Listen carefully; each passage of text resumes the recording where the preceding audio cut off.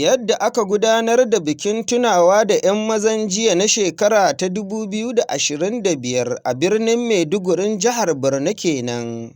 Kwamandan rundunar haɗin kai da ke yankin Arewa maso Gabas, Manjo Janar Waidu Shu'aibu, da kwamandan runduna ta 7 kuma kwamandan shiya ta 1 na rundunar haɗin kai, Manjo Janar Abubakar Haruna, na daga cikin manyan kwamandojin rundunonin tsaro da suka halarci bikin na wannan shekarar.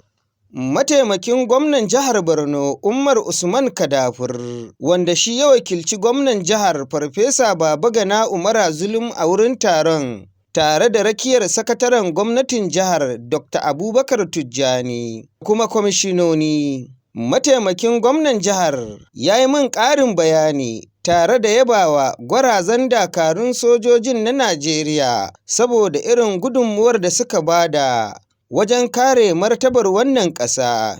Ɗan ƙasar Najeriya wanda yake kishin ƙasar nan dole ya tuna mazan jiya, don lafiya da muka samu da cin gaba na ƙasarmu na Najeriya a dalilin wayannan wanda suka ba da rayukansu domin su ga cewa an haɗa kai kuma Najeriya ta zama a tsaye a cikin ƙasashe da muke da shi. An yi faretin tunawa da 'yan mazan jiya tare da harbin bindiga a sararin samaniya da kuma sakin tattabaru kamar yadda al'adar wannan biki ta tanada.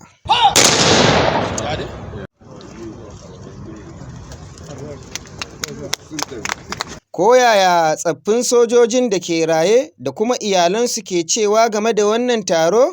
Jin daɗin yadda ana taru kullum ana taimake mata. Gaskiya wannan faretin da aka yi ya bani sha'awa sosai, na yi murna sosai. Gwamnatin jihar Borno ta sanar da bada gudunmuwar Naira miliyan 20 da buhunan shinkafa guda 200 da kuma sabuwar mota ƙirar Toyota Hilux ga ƙungiyar tsaffin sojojin reshen jihar.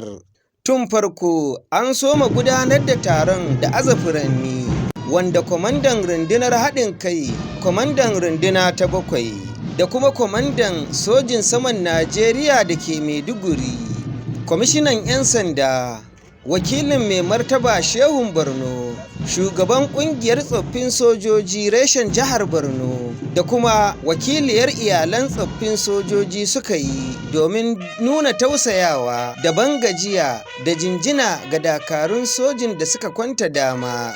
Sabiu Malam, Quick Action TV, daga dandalin taro na Ramat Square da ke birnin Maiduguri.